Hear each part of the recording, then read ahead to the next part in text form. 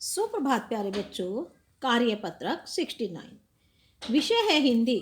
पाठ का नाम है जॉर्ज पंचम की नाक। तो बेटा ये जॉर्ज पंचम की नाक जो है कृतिका भाग 2 में से लिया गया है। तो दिनांक है 18 दिसंबर 2020, कक्षा 10वीं। तो बेटा सबसे पहले आप अपना नाम लिखेंगे, फिर अपनी कक्षा अध्यापिका का नाम लिखेंगे।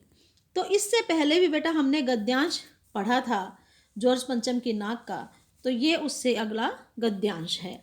तो उस गद्यांश में क्या बताया गया था कि रानी एलिजाबेथ इंग्लैंड से भारत भ्रमण के लिए आ रही है और उसकी ड्रेसेस वगैरह के चर्चे काफ़ी हो रहे हैं। तो जो बातें इंग्लैंड के अखबारों में छपती थी वही जो कतरने होती थी अगले दिन भारत के अखबारों में छपती थी। तो इससे आगे है अब इस नाक की भी एक लंबी दास्तान है। इस नाक के लिए बड़े तहलके मचे थे, किसी वक्त आंदोलन हुए थे, राजनीतिक पार्टियों ने प्रस्ताव पास किए थे। यानी कि रानी एलिजाबेथ जब हमारे देश में आ रही है भ्रमण करने के लिए, तो अब एक स्टैचू लगा हुआ है जॉर्ज पंचम का। तो जो जॉर्ज पंचम का स्टैचू है उसकी अब देखा उन्होंने ध्यान से कि रानी एलिजाबेथ जब आएगी तो जॉर्ज पंचम के पास जरूर आएगी। तो उन्होंने देखा कि उसकी तो नाक ही टूटी हुई है, तो इस नाक की एक लंबी दास्तान है। तो इसलिए उस नाक के लिए पूरे सरकारी में महकमे में तहलका मचा हुआ है। इस नाक के लिए बड़े तहलके मचे थे। किसी वक्त आंदोलन हुए थे, राजनीतिक पार्टियों ने प्रस्ताव पास किए थे, चंदा जमा किया था, कुछ नेताओं ने भाषण भी दिए थे, गर्मा गर्म बहसें भी हुई थी, अखबारों के पन्ने रंग गए थे। बहस इस बात पर थी कि जॉर्ज पंचम की नाक रहने दी जाए या हटा दी जाए। और जैसा कि हर राजनीतिक आंदोलन में होता है, कुछ पक्ष में थे तो कुछ विपक्ष में, और ज़्यादातर लोग खामोश थे। जो आम जनता थी बेटा वो खामोश थी, लेकिन जो राजनीतिक दल थे कुछ चुप थे, कुछ पक्ष में थे कि इस नाक को हटा दिया जाए, कुछ विपक्ष में थे कि नहीं इस नाक को ऐसे ही रहने दिया जाए। खामोश रहने वालों की ताकत दोनों तरफ थी। जो चुपचाप थे, जो आम जनता थी, उनकी तो कोई वोट थी ही नहीं, तो इसलिए दोनों की वो ताकत थी। यह आंदोलन चल रहा था। जॉर्ज पंचम की नाक के लिए हथियारबंद पहरेदार तैनात किए गए थे। क्या मजाल कि कोई उनकी नाक तक पहुंच जाए, कि भारत के जो पहरेदार थे उनकी वहाँ पर पहरेदारी करवाई गई थी।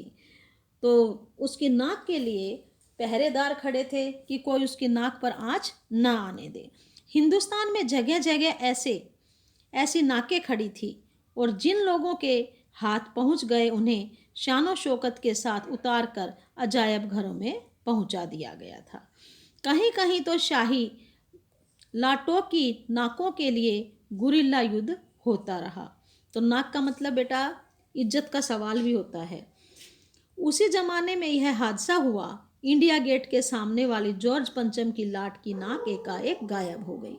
कि जिस नाक के लिए पहरेदार खड़े किए हुए थे, लेकिन अचानक क्या देखा, इंडिया गेट के सामने जहां जॉर्ज पंचम की नाक थी, अचानक उसकी नाक गायब हो गई। हथियारबंद पहरेदार अपनी जगह तैनात रहे।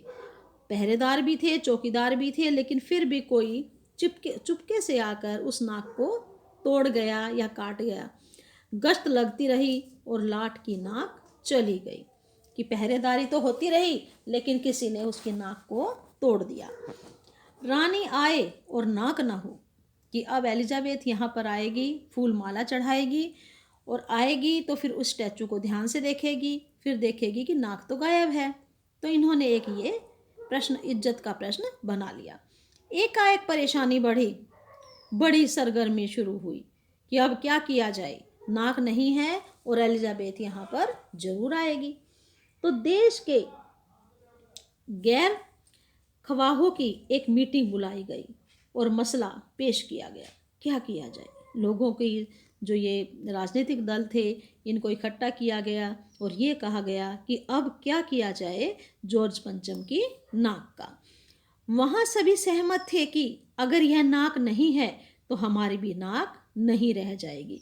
जो सरकारी महकमे के लोग हैं वो कहते हैं कि देखो अगर ये नाक नहीं रही तो हमारी भी नाक समझो चली जाएगी एलिजाबेथ के सामने।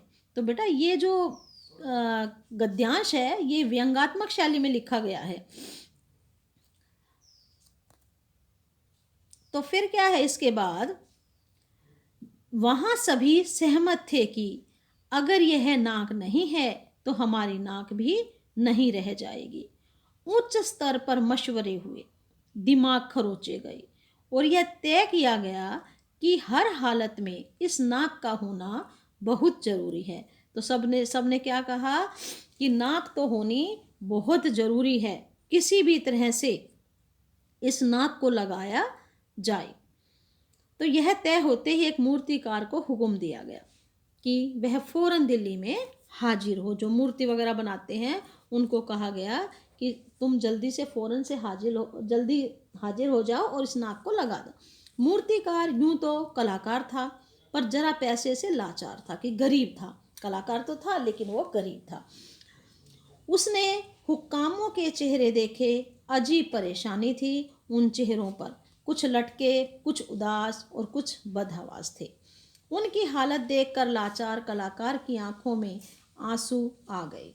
तभी एक आवाज़ सुनाई दी, मूर्तिकार जॉर्ज पंचम की नाक लगानी है। तो वहाँ उन्होंने देखा तो मूर्तिकार को पता चला, किसी ने आवाज़ लगाई कि देखो तुम्हें क्या काम करना है, तुम्हें जॉर्ज पंचम की नाक लगानी है। मूर्तिकार ने सुना और जवाब दिया, नाक लग जाएगी कि कोई बड़ी बात नहीं है, नाक मैं लगा दूंगा, पर मुझे यह मालूम होना चाहिए कि यह लाट कब और कहाँ बनी थी। अब उन्होंने प्रश्न किया कि मुझे पता होना चाहिए कि इस लाट को किसने बनाया, कब बनाया और कहाँ बना। क्यों? क्योंकि इसमें जो पत्थर यूज किया गया है वही अब मुझे भी चाहिए। इस लाट के लिए पत्थर कहाँ से लाया गया था, क्योंकि अब जैसा पत्थर है वैसा ही तो लगाएंगे ना नाक में। सब हुक्कामों ने एक दूसरे की तरफ ताका। एक की नज़र ने दूसरे से कहा कि यह बताने की जिम्मेदारी तुम्हारी है। खैर मसला हल हुआ।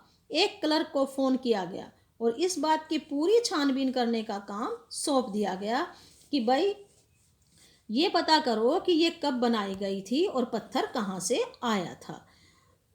पुरातत्व विभाग की फाइलों के पेट चीरे गए पर कुछ भी पता नहीं चला। पुरातत्व विभाग बेटा ये जो पिछले जो इतिहासकार होते हैं तो इनको कहा गया कि पुरानी फाइलों को खोलो, पता करो कि ये जो जॉर्ज पंचम की नाक है, ये जॉर्ज पंचम का स्टैचू कब बना था। क्लर्क ने लौटकर कमेटी के सामने कांपते हुए बयान दिया, सर मेरी खता माफ़ हो, फाइलें सब कुछ हजम हो चुकी हैं। यानी कि फाइलें समाप्त हो चुकी हैं, ख़त्म हो चुकी हैं, अब मैं इसके बारे में कुछ भी नहीं बता सकता। तो बेटा ये गद्यांश यहीं पर समाप्त होता है। अब आपके हैं शब्दार्थ। लाटो, लाटो का मतलब होता है खंबा या मूर्ति। गैर ख्वाहू, इसका मतलब होता है भलाई चाहने वाले। हुक्कामा, हुक्कामों, शासक वर्ग। ताका, ताका का मतलब होता है देखा। मसला, मसला का मतलब है समस्या। तो अब इसके कुछ प्रश्न उत्तर हैं, ये हम प्रश्न उत्तर करेंगे। पहला प्रश्न है, यह आंदोलन चल रहा था और क्यों? क्या आंदोलन चल रहा था और क्यों? उत्तर है, महारानी एलिजाबेथ भारत भ्रमण से पहले जॉर्ज पंचम की मूर्ति की नाक गायब हो गई थी। उसी के लिए पूरे देश में आंदोलन चल रहा था कि नाक को लगाया जाए या ना लगाया जाए, और लगाया जाए तो कैसे। प्रश्न नंबर 2, मूर्तिकार को क्यों बुलाया गया?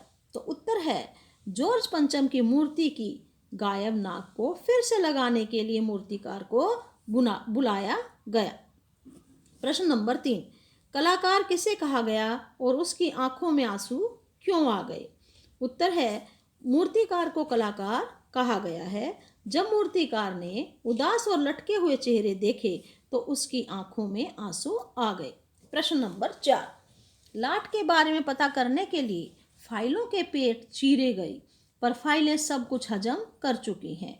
यहाँ फाइलों के पेट चीरने और उनके सब कुछ हजम करने से क्या समझते हैं?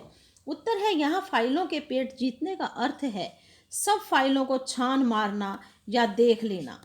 उनके सब कुछ हजम करने का अर्थ है कि सब फाइलों को देखने के बाद भी उन्हें यह पता नहीं चल सका कि मूर्ति में किस पत्थर का प्रयोग किया गया है, अर्थात जो जानकारी उन्हें चाहिए थी वह गायब थी। तो प्रश्न नंबर 5 गतिविधि है बेटा ये। आपने ऐसे कई मुहावरे या व्यंग्यात्मक बातें सुनी पढ़ी होगी जिसमें नाक शब्द प्रयुक्त होता है। ऐसे कोई 7 मुहावरे लिखकर उनका एक एक वाक्य लिखिए। तो उत्तर है नंबर 1 नाक कट जाना।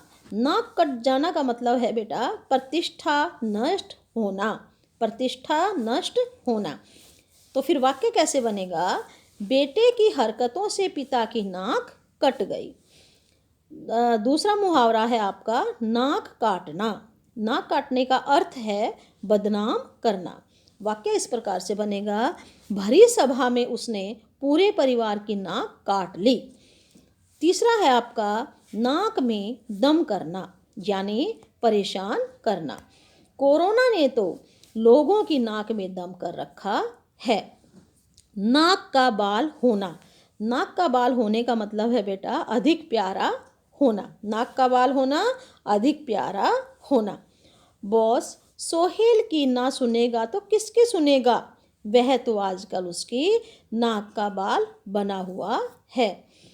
अगला है आपका नाक रगड़ना।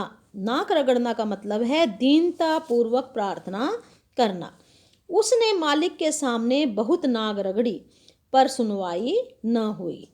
अगला है आपका नाकों चने चबवाना। अर्थ है तंग करना। भारतीयों ने अंग्रेजों को नाकों चने चबवा दिए। आखिरी है आपका नाक पर गुस्सा यानी कि तुरंत क्रोध आना। वाक्य है गुस्सा तो उसकी नाक पर रहता है। तो बेटा ये आपके थे प्रश्न उत्तर, इनको कॉपी में लिख लेना और इनको याद कर लेना। अब बेटा दिल्ली में कोरोना वायरस